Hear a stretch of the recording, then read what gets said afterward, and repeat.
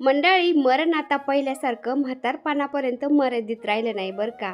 ते प्रत्येक वयामध्ये उभं राहतं, कधी अचानक तर कधी न सांगता, कधी कोणताही इशारा न देता. म्हणूनच आजचा दिवस जगा, आरोग्याची काळजी घ्या, मन शांत ठेवा आणि आनंदात जीवन जगा. कारण आयुष्य जास्त असणं महत्त्वाचं नाही बरं का, ते अर्थपूर्ण असणं महत्त्वाचं असतं. प्रत्येक दिवस सकारात्मकतेने, समाधानाने आणि प्रेमाने जगा. कारण आपलं आयुष्य थांबतं पण वेळ कधीच थांबत नाही, बरोबर ना. त्यामुळे आपल्या हातामध्ये आपलं जेवढं आयुष्य उरलंय, जेवढा वेळ उरलाय ना, त्या वेळेचं आपण सोनं करायचं. कारण अनुभवावरून सांगते, आपण आजारी पडतो ना, तेव्हा आपल्या आयुष्याची किंमत आपल्याला खरी कळते बरं का. देवाने आपल्याकडून एकही पैसा न घेता इतकं छान शरीर दिलंय आपल्याला आणि आपण त्याची काळजी घेत नाही. आणि नंतर मग आजारी पडलो ना, दवाखान्यात कितीही पैसे घातले ना, तरी पण पहिल्यासारखं आपलं शरीर होत नाही. त्यामुळे आपल्या शरीराची आपण काळजी घ्यायची असते. नमस्कार, मी छाया, आपल्या सर्वांचं आपल्या आणखीन एका नवीन व्हिडिओमध्ये अगदी मनापासून स्वागत करते. तर परवाच्या व्हिडिओला तुम्ही सगळ्यांनी भरभरून प्रेम दिलं, त्यासाठी मनापासून आभारी आहे. आणि इतक्यात काय रोज व्हिडिओ येत नाही माझे, थंडी पण खूप जास्त वाढली आणि काल मार्गशीर्ष गुरुवार होता, दत्त जयंती होती, अन्नपूर्ण जयंती होती, तर कामं भरपूर होती, देवपूजा करायची होती, त्यामुळे व्हिडिओ काय मी टाकू शकले नाही. तर हा व्हिडिओ कालचा आहे, म्हणजे गुरुवारचा. तर बऱ्याचशा ताईंच्या कमेंट यायच्या की ताई, अन्नपूर्ण जयंती कधी असते काय. तर हा लॉंग व्हिडिओ ज्या दिवशी शूट करते ना मी, त्या दिवशी टाकणं काही शक्य होत नाही, कारण एडिटिंग वगैरे भरपूर असते त्याला. त्यामुळे तो दुसऱ्या दिवशी येतो तुमच्यापर्यंत. त्यासाठी सगळ्या ताईंना सांगण्यासाठी मी दुपारी शॉर्ट व्हिडिओ अपलोड केला होता. म्हणलं ताईंना समजन की आज अन्नपूर्ण जयंती आहे, अन्नपूर्णेची पूजा करा. आज 2-3 इव्हेंट एकत्र आले होते ना, त्यामुळं रात्रीचाच विचार केला होता सकाळी लवकर उठन बरं का मी 5 वाजता, आणि सगळं पटापट आवरण. 5 वाजता उठले, एवढी थंडी होती की बस. उठले आणि फ्रेश झाले, थोडंसं तोंड वगैरे धुतलं, एवढी थंडी वाजून आली. पुन्हा जाऊन झोपले आणि डायरेक्ट 5:45-6 वाजता उठले. आणि त्यानंतर मग एवढी घाई गडबड झाली ना कामाची, बाहेर आले. फौजी साहेब म्हणले मी गाड्या बाहेर घेतो, म्हणलं मी झाडून घेते. आणि पटकन झाडून झुडून साड्या रांगोळी करून घरातलं आवरते म्हणलं, कारण देवपूजा, रोजचं स्वयंपाक, हे ते भरपूर कामं असतात आपल्याला ना. मी तर हँगच झाले होते एवढं काम पुढं पाहून. आणि हे फौजी साहेबांना आम्हाला पाहून डॉगी डॉन आला, तर बाहेर असला ना असा तो, आम्हाला पाहिलं की लगेच तो येतो आणि खायला मागवतो काहीतरी. तर असं खायला दिलं आणि त्याला खाऊन घेतो आणि थोडासा लाड घालतो आणि मग निघून जातो. हलकं ऊन पडलं होतं ना, तर फौजी साहेब हलक्या उन्हाला बसले होते आणि दारामध्ये हे ग्रीन मॅट टाकलेत ना, खूप छान वाटतंय. तर झाडून झुडून झाल्यानंतर मॅट वगैरे टाकून घेतले मी. आणि त्यानंतर मला हळदीचं लेपन करायचं होतं, रांगोळी काढायची होती, पण म्हणलं घरातलं आता बरंच आवरून घेते, त्यानंतर निवांत मग हळदीचं लेपन करन. आणि आपण घरामध्ये हे बांबू प्लांट, मनी प्लांट असं पाण्यामध्ये ठेवतो ना, 2-3 दिवसा मिळून त्याचं पाणी बदलावं लागतं, नाही तर मग त्याच्यामध्ये असे मच्छरचे किडे होतात. आणि बांबू प्लांट आपलं हे खूप दिवसाचं झालंय बरं का, मला वाटतं 2-2.5 वर्षाचं होत आले काहीतरी. तर बांबू प्लांट बऱ्याच दिवस चांगलं राहतं आपण त्याची काळजी घेतली तर. पण त्यानंतर ते हळूहळू एक एक कांडी त्याच्यामधली एक एक काडी खराब होती आणि मग ते खराबच होत जातं. तर अजूनही काही खराब झालं नाही, चांगलं आहे अजून.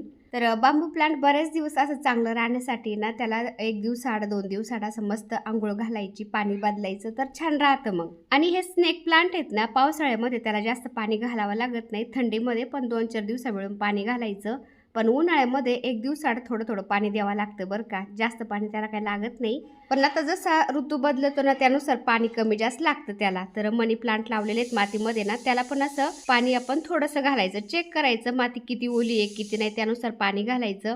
जास्त पाणी जर घातलं तर झाडं खराब होतात. तर पाण्यामध्ये पण आपण मनी प्लांटच्या कटिंग लावतो ना, ते पण छान होतात बरं का. आणि त्यानंतर आपण जे सिंगोनिया झाड आहे ना, त्याच्यासुद्धा कटिंग आपण पाण्यामध्ये लावायचे. तुम्ही बघू शकता इथं टिपॉयवर मी असं मोठ्या बाटलीमध्ये सिंगोनियाच्या कटिंग लावल्यात ना, तर त्या इतक्या छान झाल्यात की बस, एकदम हिरवेगार पानं राहतात, एकदम असे आळूच्या पानासारखे येतं. आणि बाहेरचं मनी प्लांट कसं झालंय पहा आता, थंडीमुळं थंडी लागते ना, त्यामुळं आता त्यांची पान गळती व्हायला लागली. जरा असं पानं पिवळे पडायला लागले, ती एक एक एक एक पान त्याचं गळायला लागलंय. कोणत्याही झाडांचे थंडीमध्ये पानं गळतातच पिवळे होऊन, कारण त्याला थंडी सहन होत नाही ना. त्यामुळं थंडी झाल्यानंतर तर जे लिंबाची झाडं वगैरे असतात ना, त्यांचे पूर्ण पानं गळून जातात आणि वसंत ऋतूमध्ये मग झाडं छान फुटत आहेत. तर घरातल्या दारातल्या झाडांना सगळ्यांना मी पाणी घातलं थोडं थोडं, त्यानंतर उंबरठा पुसून घेतला. आणि बेसिन मी आंघोळीच्या आधीच घासलं होतं, पण मोठ्या मुलांनी कुंकाचा टिका लावला ना कपाळाला, तर त्याचं थोडंसं कुंकू तिथं सांडलं होतं बेसिनमध्ये. ते लवकर असं घासून नाही काढलं ना, त्याचे डाग तसेच पडल्या जातात लालसर. त्यामुळं मग मी ते घासून घेतलं. आणि आरशावर पण जरा पाण्याचे डाग पडलेले होते ना, ते पण मी पुसून घेतले. तर घरामध्ये कितीही डस्टिंग केली तरी कमीच आहे. तर हे पहा मंडळी, आपले गुलाबाच्या कटिंग केल्या होत्या ना, त्यानंतर मस्त गुलाब फुटलेत आणि किती कळे आला तर किती फुलं आलेत. हे पहा, आपली मस्त अशी फुलवारी फुलली आता. तर सगळे फुलं नाही तोडत मी आता, याच्यातले 2-3 काढून घेते फक्त. सगळ्या झाडाचं एक एक फुल ठेवते म्हणजे भारी वाटते. सगळे जर फुलं तोडून घेतले ना ती एकदम असं म्हणजे सुनं सुनं वाटते झाडं, नाही का. तर याला किती कळ्या आल्यात.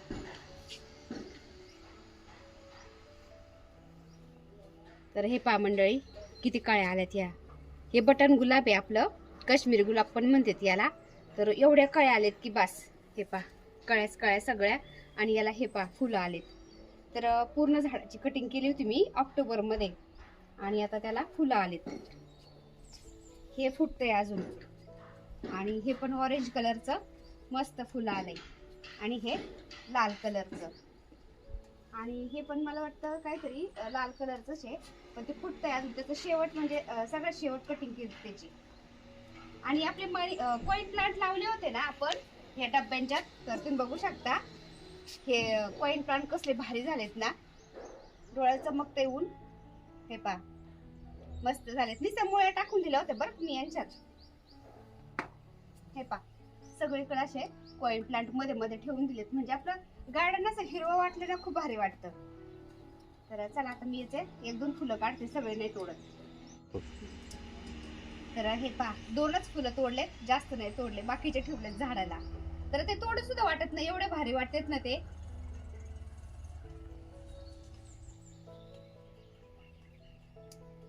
हे झाड कटिंगला आले. हे छोटं गुलाब आणि आपलं कण्हेर. आणि कण्हेराचे फुलं मी देवासाठी घेतले ना. बऱ्याचशा कमेंट येत असतात की कण्हेराची फुलं देवासाठी चालत नाही ताई, तुम्ही कसं काय देवासाठी फुलं वाहता. तर ताई नो, कण्हेराचे फुलं हे देवासाठी चालतात. तुम्ही गुगलला सर्च करा, कोणाला विचारा. तर कण्हेराचे फुलं हे देवासाठी चालतात. आणि महत्त्वाचं म्हणजे माता लक्ष्मीला आणि गणपती बाप्पांना कण्हेराची लाल फुलं खूप आवडतात. तर त्याचं पण झाड लावलेलं आहे. आणि कण्हेराचं पांढऱ्या फुलांचं झाड लावलेलं पण शुभ असतं, तर ते पण मी लावलेलं आहे. आणि चाफ्याच्या झाडाची एकदम छोटीशी फांदी लावली होती बरं का मी ह्या निळ्या ड्रममध्ये, पण ते झाड एवढं भारी झालंय ना आता. एकदम छोटंसं होतं पण आता मोठं झालंय आणि त्याला एवढे फुलं येतात की बास. तर चाफ्याचं झाड लावलेलं पण चांगलं असतं, माता लक्ष्मीला त्याचं फूल पण प्रिय असतं. आणि चाफ्याचं झाड आपल्या घरामध्ये समृद्धी आणतं असं पण म्हणतात. आणि त्या झाडामध्ये फुलामध्ये औषधीय गुणधर्म पण भरपूर असतात बरं का. आणि महत्त्वाचं म्हणजे आपल्या घराची शोभा वाढवतं बरं का चाफ्याचं झाड. आणि लाल पिवळ्या जास्वंदीचं झाड लावलेलं आहे मी ग्रो बॅगमध्ये, तर तुम्ही बघू शकता. त्याला असं मध्ये मध्ये फुलं येत राहतात ना, इतकं मोठं फुलं की बस. ते फुललं ना 2 दिवस तरी सुकत नाही बरं का. हे पहा किती छान कलर आहे त्याचा. अजून पूर्ण फुललं नाही ते, त्यामुळं मी ते तोडलंच नाही. आणि आता नागवेलीचे पानं तोडत होते पूजेसाठी. आणि काय सांगावं ताईंनो, झाडांच्यात एक चक्कर मारायला गेले ना, मन असं प्रफुल्लित होऊन जातं की बास. म्हणजे मला हे झाडं झुडं जर सोबतीला असतील ना, तर मला कशाची आणि कोणाची गरज पण पडणार नाही. माझं असं आहे, मी त्यांच्यामध्ये रमून जाते. सकाळ संध्याकाळ असं झाडांच्यातून चक्कर मारायला आले ना मी, कोणतं झाडाला काय झालंय, कोणतं झाड किती फुटलंय, किंवा कोणत्या झाडाला खतं पाण्याची गरज आहे, कोणत्या झाडाला कळ्या आल्यात, कोणत्या झाडाला फुल आलंय, तर असं माझं लक्ष राहतं झाडांकडं. आता मी पानं फुलं सगळे तोडून आणले आणि त्यानंतर लगेच हे इलेक्ट्रिशियन आले होते, कारण आपलं सोलर बसवलंय ना. सोलर तर बसवलं, पण त्याला ते आपल्या घरातली लाईट आहे ना, तर त्या सोलरला जोडायची राहिलेली होती. तर त्याचीच फिटिंग राहिली होती ना, तर ते मुलं आले होते आता जोडायला. आणि फौजी साहेब लगेच त्या मुलाबरोबर चेष्टा करत होते, कारण फौजी साहेबांना कसं आहे ना, लहान मुलं असले की लहान मुलांसारखं राहतात, मोठाले माणसं असले की त्यांच्यासारखं ते राहतात, असं आहे त्यांचं. तर चेष्टा मस्करी ते करत असते. तर फौजी साहेब त्या मुलांना घेऊन टेरेसवरती आले मग ते लाईटीची फिटिंग करायला, आणि माझं झाडांचं काम चालूच होतं. तर असं मी गार्डनमध्ये आले ना, तर कोणत्या झाडाला काय झालंय माझं हे असं लक्ष राहतच ना. तर रातराणीच्या झाडाचे ना पानं सगळे फुलं येऊन गळून गेले होते. पानं गळाले होते, फुलं गळाले होते. तर त्या झाडाची थोडीशी कटिंग करायची होती, म्हणजे ते असं मस्त बोनसाई होईल आणि गुब्बारेदार मस्त होईल दाटसर. तर त्याची कटिंग करत होते मी, आणि हे मुलं चालले होते आता वरती सोलरकडे ते फिटिंग करायला. आणि ह्या सोलरचं कसं असतं मला माहितीच नाही. मला वाटलं की त्या सोलरमधून डायरेक्ट लाईट येते आपल्या घरामध्ये, पण तसं नसतं. सोलरमध्ये जी लाईट तयार होती ना, ती लाईट MCBकडे जाती आणि MCBकडून आपल्याला ती लाईट येत असते वापरायला. असे आपल्या सोलरमध्ये जास्त युनिट लाईट तयार होत असते, पण ती MCBला गेल्यानंतर MCB मग ती प्युअर लाईट आपल्याला फक्त 300 युनिटच देत असते बरं का. तर 300 युनिट आपल्याला ते वापरायची असते महिनाभर आणि 300 युनिटच्या वर जर जास्त युनिट पडले ना मग आपल्याला त्याचं पेमेंट करावं लागतं असं आहे. तर महिन्याला आपल्याला 300 युनिट असतं, तेवढं आपण वापरायचं. जास्त जर पडलं तर त्याचं पेमेंट करायचं. मला माहीत नव्हतं. मी त्या मुलांकडून सगळं व्यवस्थित विचारलं, फौजी साहेबांना विचारलं, तेव्हा मला माहीत पडलं. नाहीतर मी म्हणायचे की त्या सोलरमध्ये जी लाईट तयार होती ना तशीच आपल्या घरामध्ये येते आणि अनलिमिटेड आपण वापरू शकतो असं मला वाटायचं, पण तसं नाही आहे. फौजी साहेब एवढ्यात घरीच नव्हते, त्यामुळे हे लाईटीचं काम लांबलं होतं. आता फौजी साहेब आज घरी होते ना, त्यामुळे ते फिटिंग करून घेते त्यांच्याकडून आता. आणि ह्या ग्रीन नेट आहे ना, म्हणजे मकडीचं जाळं, त्याच्यावरती हे पॅशन फ्रूटचं वेल गेलेलं आहे ना, तर त्या वेलाला एक ना एक असं फळ चालूच राहतं. तर एक फळ असं पिकलं होतं ना, फौजी साहेबांना म्हणलं काढून घ्या. तर फौजी साहेब लागले बॉल सारखं त्याला फिरवायला, कारण त्यांना क्रिकेट खूप आवडतं खेळायला. तर टेरेसवरून मी आले खाली आणि त्यानंतर मग अन्नपूर्ण मातेची पूजा करून घ्यावा म्हणलं. बाकीची पूजा मग नंतर मांडते स्वयंपाक वगैरे झाल्यावर.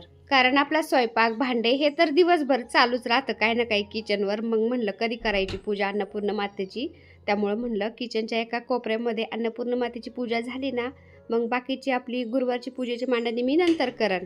तर अन्नपूर्ण मातेची पूजा करण्याआधी 2 नागवेलीच्या पानांच्या वरती मी सुपारीच्या स्वरूपामध्ये गणपती बाप्पांची पूजा केली. त्यानंतर अन्नपूर्ण मातेची पूजा करते आणि मी दिवाळीची खरेदी करायला गेले ना त्यावेळेस मला ही छोटीशी चूल भेटली, तर मला खूप आवडली. म्हणलं किचनमध्ये ठेवायला छान वाटते नाही का. तर ती चूल मी घेऊन आले होते. तर तिचं सुद्धा पूजन केलं मी. खलबत्ता, गॅस शेगडीची, पाटा जर असेल तर पाट्याची अशी पूजा करायची असते अन्नपूर्ण जयंतीच्या दिवशी. तर वाटीमध्ये तांदूळ घेतले मी, वाटी भरून घेते आणि अन्नपूर्ण मातेला पाण्याने आंघोळ घालायची किंवा पंचामृताने दुधाने असे अभिषेक घालायचा आणि अन्नपूर्ण मातेला तांदळात असं ठेवायचं आणि अन्नपूर्ण मातेच्या वरतून असं थोडंसं तांदूळ घालायचे. म्हणजे जी पळी असते ना अन्नपूर्ण मातेच्या हातामध्ये, तर ती पळी पूर्ण म्हणजे तांदळामध्ये म्हणजे झाकली पाहिजे इतपत आपल्याला तांदूळ घालायचे असतात वाटीमध्ये. मार्गशीर्षमध्ये जी पौर्णिमा येते ना, तर त्या पौर्णिमेच्या दिवशी अन्नपूर्ण जयंती येत असते वर्षातून एकदाच. तर तेव्हा आपण अन्नपूर्ण जयंती म्हणजे अन्नपूर्णेची पूजा करायची असते आणि अशी साजरी करायची असते अन्नपूर्ण जयंती. तर तुम्हाला त्या दिवशी नाही ना करायला जमलं, तुम्ही कोणत्याही पौर्णिमेला अन्नपूर्ण मातेची पूजा अशी करू शकता. तर दर पौर्णिमेला आपण अन्नपूर्ण मातेच्या वाटीमध्ये जे तांदूळ असतात ना ते बदलायचे असतात. पहिले तांदूळ आपण आपल्याला म्हणजे खिरीला वगैरे वापरायचे आणि दुसरे तांदूळ त्याच्यामध्ये भरून ठेवायचे असतात किंवा आपले जे बाकीचे तांदूळ असतील ना म्हणजे महिन्याचे भरलेले वगैरे, तर त्याच्यामध्ये टाकायचे असतात. तर असं करायचं. तर किचनवरती मी अन्नपूर्ण मातेची पूजा केली आणि त्यानंतर म्हणलं जे इलेक्ट्रिशियन आलेले आहेत ना त्यांना काहीतरी बनवते. चहा तर मी आधी केलाच होता, पण नाश्त्याला काहीतरी बनवते म्हणलं. तर फौजी साहेब काय बोलले, तुला पूजेची मांडणी करायची, घरातलं भरपूर काम आहे, तू काही नाश्ता बनवत बसू नको. मी केडगावमधून आशा भेळ मागवतो म्हणले सगळ्यांना. पहिलं नगरला मिळायची आशा भेळ, पण आता केडगावमध्ये पण झाली आहे ना तर छान मिळते. मग फौजी साहेबांनी 5-6 पॅकेट मागवले आणि मग सगळ्यांना भेळचाच नाश्ता खाऊ घातला. आणि माझी किचनमध्ये पूजा अर्चा चालू होती. तर अन्नपूर्ण मातेची पूजा केली. त्यानंतर मग गॅसवरती पण मी स्वास्तिक काढला. गॅसची पूजा करते म्हणलं आणि स्वयंपाकाला लागते, कारण दुपारचा स्वयंपाक पण बाकी होता. इलेक्ट्रिशियन सकाळी लवकरच आले होते ना, मग त्यांच्याजवळच फौजी साहेबांना थांबावं लागलं. नाहीतर मग फौजी साहेब जर असतील फ्री ना तर ते पण मला थोडंफार आवरू लागतात, इकडं तिकडं करू लागतात. पण ते त्यांच्याजवळच होते. मग घरातली पूजा अर्चा सगळं स्वयंपाक वगैरे सगळं मलाच करायचं होतं. तर अलीकडं मला गॅसवर स्वयंपाक करायचा होता ना, त्यामुळे मी एका कोपऱ्यामध्ये म्हणजे आग्नेय कोपऱ्यामध्ये अन्नपूर्ण मातेची पूजा केली, स्वास्तिक काढला आणि एक साईडला असं एका कोपऱ्यामध्येच पूजा केली होती. आणि तसं पण दिवा लावायचं म्हणलं ना आपण आग्नेय कोपऱ्यामध्येच लावायचा असतो ना, तर तिथंच पूजा केली होती आणि म्हणलं आता स्वयंपाक करून घेते. तर तुम्ही बघू शकता अगदी छोटीशी मी पूजा मांडली होती किचनवरती ना. तर मनी प्लांटच्या बॉटल वगैरे असतात ना, त्या ठेवल्या होत्या मी किचनमध्ये, त्याच मी तिथं पूजेजवळ ठेवल्या होत्या. तर किती छान वाटत होतं आणि गॅस शेगडीची पण मी पूजा केली होती. तर ताईंनो, मी नेहमी म्हणत असते ना, आपल्या आयुष्यातले सगळे दिवस काही सारखे नसतात. खूप उतार चढाव येत असतात आणि त्यांनासुद्धा सामोरं जात आपल्याला पुढं चालायचं असतं. तर माझ्या आयुष्यामध्ये पण असंच काही झालं, म्हणजे काल गुरुवारी हमेशा माझ्या लक्षामध्ये राहीन. तर पुढं काय काय झालं ते तर मी तुम्हाला सांगतेच आता. तर काय झालं, सकाळी मी अन्नपूर्ण मातेची पूजा केली, त्यानंतर स्वयंपाक केला. स्वयंपाक केल्यानंतर म्हणलं निवांत आता रोजची देवपूजा करून घ्यावा. देव उजळवले मी, देवपूजा केली आणि त्यानंतर मला हळदीचं लेपन करायचं होतं, रांगोळी काढायची होती आणि काय झालं, म्हणलं एक रील अपलोड करावा कारण प्रमोशन होतं एक, तर रील अपलोड करावा म्हटलं तर माझं इंस्टाग्राम अकाउंट झालं हॅक आणि ते इंस्टाग्राम अकाउंट हॅक झाल्यामुळं मला एवढं टेन्शन आलं, मी तर ढसाढसा रडायच लागले. फौजी साहेबांना म्हणलं, "पहा हे काय झालंय?" तर ते काय झालं, ज्यांनी हॅक केलं होतं ना, त्यांनी म्हणजे दुसऱ्यांना ते मेसेज पाठवत होते आणि ते असं ए-आयने हॅक केल्यासारखं झालं होतं. ए-आय एवढं डेंजर झालंय ना ताईंनो, तर ते ए-आय पाठवायचं ते मेसेज बरं का दुसऱ्यांना. म्हणजे दुसऱ्यांनी मेसेज केला ना, सेम आपल्यासारखं ते ए-आय त्यांच्याशी बोलायचं. म्हणजे सेटिंगमध्ये काय झालं होतं, की कोणी काय केलं होतं, की ए-आयने हॅक केलं होतं, काहीच नाही समजलं. असं झालं होतं ते आणि मी पूर्ण हँग पडले होते. कारण माझी 2-3 वर्षाची मेहनत आहे Instagram आणि YouTube 4 वर्षाची मेहनत. तर मला वाटलं, की आता Instagram हॅक झालंय म्हणजे YouTube पण हॅक होते की काय, एवढी घाबरले होते मी की बास. कारण आपल्या Instagramचे 181 के झालेले आहेत फॉलोअर्स. 181 के म्हणजे 2.25 लाख झालेत फॉलोअर्स. तर मोठं अकाउंट झालं ना, तर लोक असे लक्ष ठेवूनच असतात आणि ते हॅक करायची भीती असते. तर मला वाटलं हॅक झालं. मग फौजी साहेब म्हणले, "टेन्शन घेऊ नको, घाबरू नको." त्यांनी मग आपल्या पोलीस स्टेशनलाच एक प्रज्ञाताई म्हणून आहेत, तर त्यांना फोन केला. म्हणले, असं-असं झालंय, काय करावं? काही करता येईल का? मग त्यांनी सायबर सेलला तिथं फोन केला. फौजी साहेब मग पटकन गेले, माझं आधार कार्ड वगैरे सगळं घेऊन, मोबाईल घेऊन आणि मग ते पटकन गेल्यामुळं ते रिकव्हर झालं माझं अकाउंट. असं झालं ताईंनो. त्यामुळं मी काही जास्त शूट घेतलं नाही बाकीचं काहीच आणि फौजी साहेब आले रात्रीचं 8 वाजता आले काहीतरी घरी. तर त्याच्यानंतर मी जेवण बनवलं पटपट आणि पार 9-9:30ला नैवेद्य दाखवलाय पहा देवांना. म्हणजे देवसुद्धा किती परीक्षा पाहतो ना. तरी एवढा उशीर झाला होता ना, तरी मी पूजा व्यवस्थित केली आणि नैवेद्य दाखवलाच. त्यानंतर मग सगळ्यांनी जेवणं केले आणि रिलॅक्समध्ये थोडासा आराम केला. पण एवढा डेंजर दिवस गेला ताईंनो, काय सांगायचं. आणि फौजी साहेब घरी येऊपर्यंत मी जेवण वगैरे काहीच बनवलं नाही बरं का. माझं मनच लागेना आणि मंदिरासमोर म्हणजे देवासमोर जाऊन बसले होते. म्हणलं, "देवा काय माझ्याकडून चुकी झाली आणि तू माझ्याबरोबर असं का केलं?" तर मी असं देवांना बोलत बसले होते देवांच्या समोर ना. तर कसं आहे ना, मी असं मला रडू आलं ना, मी देवांच्या समोर जाऊन रडत असते, बोलत असते देवांच्या बरोबर. तर देवाच्या कृपेने तुमच्या सगळ्यांच्या आशीर्वादामुळे, प्रेमामुळं माझं ते अकाउंट गेलं नाही. तर ते रिकव्हर झालं. आणि फौजी साहेबांनी ते सगळं व्यवस्थित झाल्यानंतर मला फोन पण केला होता बरं का, ते अकाउंट व्यवस्थित आपलं झालंय म्हणून. पण तरी मला विश्वास बसत नव्हता. कारण मी आजारी होते ना, त्यांना माहिती आहे हे अजून टेन्शन घेईन. मला माहिती आहे मला हे सांगणारच नाही व्यवस्थित, तर मला विश्वास बसेना. त्यामुळं मी त्यांना घरी येऊपर्यंत अशीच बसून होते, काहीच नाही केलं. आणि ते आल्यानंतर माझा जीव भांड्यात पडला. मला बरं वाटलं. त्यानंतर मी स्वयंपाकाला लागले मग. आणि कण्हेराचे फुलं तोडले होते ना मी, तर त्या कण्हेराच्या फुलांचा मी असा मस्त गजरा बनवला होता देवीसाठी, तुम्ही बघू शकता. तर कण्हेराच्या फुलांचा सुद्धा गजरा छान वाटतो. त्याच्यामध्ये मध्ये मी असं जे चाफ्याच्या फुलांच्या पाकळ्या घातल्या होत्या. आणि हां, माझ्या अकाउंटबरोबर असं झालं होतं ना Instagramच्या, तर तितक्यातच 1-2 ताई माझ्याशी बोलत होत्या आणि त्या बोलल्या ना, तिकडून त्यांनी मेसेज केला ना, तर ते ए-आय का काय आहे ना, त्यांनी हॅक केलं तर माझं अकाउंट. ते त्यांना रिप्लाय पण द्यायचं बरं का. मी रिप्लाय नव्हतं देत, तर ते रिप्लाय द्यायचं. त्या जसं बोलतात ना, तसंच त्यांच्याशी ते बोलत होतं, म्हणजे एकदम माणसासारखं. तर त्या ताईंना मी मेसेज केला, "ताई, माझं अकाउंट हॅक झालंय. तुम्ही मेसेज काही करू नका. मेसेज बंद करा." तर त्या ताईंनी पटकन मेसेज बंद केले आणि काही ताईंनी तर पटकन ते मेसेज त्यांनी केलेले डिलीट पण केले. तर त्यांनी पण खूप मला समजून घेतलं. तर खूप खूप धन्यवाद ताईंनो. म्हणजे आपले Instagramचे, YouTubeचे, Facebookचे तिन्ही पण प्लॅटफॉर्मवरचे ऑडियन्स एवढे भारी आहेत ना, काय सांगायचं. सगळेच मला खूप समजून घेतात आणि तिन्ही ठिकाणच्या कमेंट तर एवढ्या भारी असतात ना, एकसुद्धा मला निगेटिव्ह कोणी कमेंट करत नाही. तर यापेक्षा मला काय हवं अजून. आणि तसं तर गोणीभर कांद्यामध्ये एक तरी सडका कांदा असतोच बरं का, पण त्या एकाच सडक्या कांद्याकडे आपण लक्ष नसतं द्यायचं. तो सडका कांदा अलगद उचलून फेकून द्यायचा असतो. तर तसंच मी करत असते. मी अजिबात बाकीच्यांकडे लक्ष देत नाही. जे चांगले आहेत ना, त्यांच्याकडेच मी लक्ष देत असते. तर माझे ऑडियन्स एवढे भारी आहेत ना, त्याच्यामुळं मी काही टेन्शन घेत नाही. आणि एक सडका कांदा असतो, ते निगेटिव्ह कमेंट करतो ना, त्याला आपण एवढं का इम्पॉर्टंट द्यायचं? ते आहे कोण? त्यामुळं मी नाही लक्ष देत ताईंनो. तर मला भरपूर ताई सांगत असतात ना, अजिबात लक्ष द्यायचं नाही. छाया तर मी अजिबात लक्ष देत नाही. माझं मी काम करत राहते. मागं ओढणारे भरपूर असतात. आपण पुढं चालत राहायचं. काय म्हणतात ना, "हत्ती चले बाजार, कुत्ते भोके हजार." तर असंच आपण करत राहायचं. तर मला खरंच खूप छान वाटलं. मला एवढं समजून घेतलं ताईंनी की बस. आणि याचं मला खूप प्राऊड वाटतं की ताईंनो आले आयुष्यामध्ये बाकी काहीच नाही बरं का, पण मी माणसं कमवले याचा मला खूप अभिमान वाटतो. तर तुमच्यासारख्या ताई, दादा, मावशी, माझ्या मैत्रिणी, माझ्या बहिणी मी भरपूर कमवल्या सोशल मीडियाच्या माध्यमातून. आणि कधी-कधी काय होतं, जो आपला कधी वैरीसुद्धा विचार करू शकत नाही, तेवढं आपलं मन कधी-कधी विचार करतं बरं का. तुम्हाला खरं एक सांगू का, मी फौजी साहेबांना नेहमी म्हणायची, मी आजारी पडले ना, फौजी साहेब मला काही झालं तर माझ्या मागं माझी आई नाही, बहीण नाही, भाऊ आहे तर तो माझा एकदम भोळा भाबडा आहे. आणि जेंट्स लोकं काही रडत नाही. तर मी गेल्यानंतर मला काही झाल्यानंतर माझ्या मागं कोण रडायला बरं, कोण रडन बरं? एक पण माणूस कोणी रडणार नाही असं म्हणायचे मी. पण फौजी साहेब आता म्हणतात, "अरे, तू एवढे नाते-गोते सोशल मीडियाच्या माध्यमातून कमवलेत ना, तुला काही तर मी होऊ देणारच नाही. पण काय झालं ना बाई, तुझे व्हिडिओ पाहू-पाहू लोकं रडतील तुला कितीकं पण, तू टेन्शन घेऊ नको." तर मला ते असं म्हणतात. तर मला खरंच खूप छान वाटतं. जास्त कोणी काही दुःख धरून बसत नाही बरं का. पण एक दिवस का होईना म्हणजे माझे व्हिडिओ पाहून ताई माझ्यासाठी रडतील याचं मला छान वाटतं नाही का. म्हणजे काय म्हणतात ना, मरावे परी कीर्तिरूपी उरावे, तर तसंच मला कीर्तिरूपी उरायचंय ताईंनो. त्यामुळं मी माझं म्हणजे जोपर्यंत माझे हातपाय चालते तोपर्यंत मी काम करत राहणार.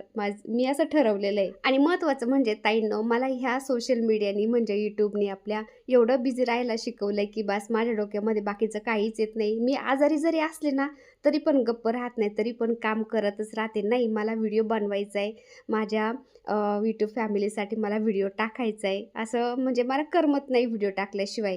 किती आजारी असले तरी मी करत राहते. तर हे पहा हातामध्ये म्हणलं मस्त काचेच्या बांगड्या घालन, पण त्या काचेच्या बांगड्या काही घालणं झालं नाही, काहीच नाही. मी अशीच होती तशीच मी पूजेला बसले हातपाय तोंड धुवून. दुपारी चांगलं मी साडी चेंज केली. म्हणलं आता पूजा मांडते आणि मस्त पूजा अर्चा करते सगळं व्यवस्थित. पण असं झाल्यामुळं कशात काहीच मन नाही लागलं माझं. त्या बांगड्या घालायचं राहिलं आणि सगळंच राहिलं.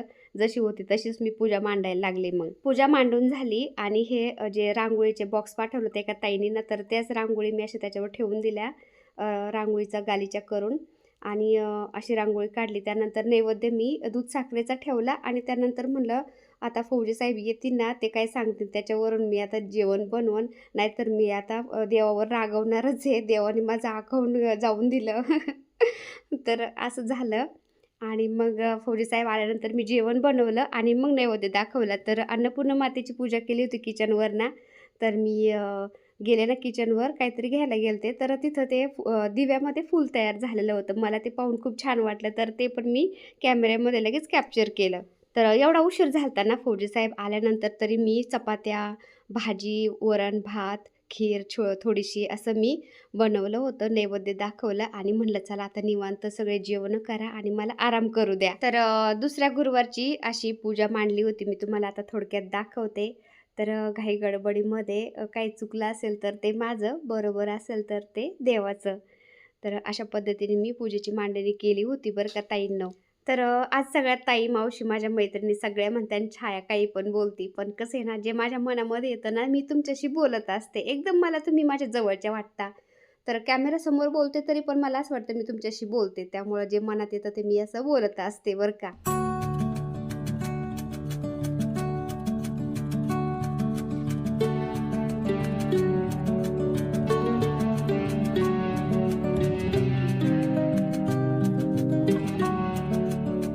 तर ह्यावेळेस मी हॉलमध्येच पूजेची मांडणी केली होती. कारण मंदिरासमोर पूजेची मांडणी करायची ना, ते जागा तिथं थोडीशी आहे ना, तर एकदम कसं तरी वाटतं मला तिथं. मग त्यामुळं म्हणलं जरा मोकळं-ढाकळं हॉलमध्ये मी पूजेची मांडणी करते. तर अशी पूजेची मांडणी केली होती मी आणि पोथी वाचली. त्यानंतर जेवणं केले आम्ही. तर कशी वाटली आजची पूजा कमेंट करून नक्की सांगा. आणि व्हिडिओ आवडला असेल तर एक लाईक नक्की करत जा ताईंनो. चॅनलवर नवीन असाल तर प्लीज आपल्या चॅनलला सबस्क्राईब पण करा. चला तर भेटूया पुन्हा अशाच एका छानशा व्हिडिओबरोबर. तोपर्यंत बाय. व्हिडिओ पूर्ण पाहिला त्यासाठी मनापासून आभारी सर्वांची. सर्वांना श्री स्वामी समर्थ.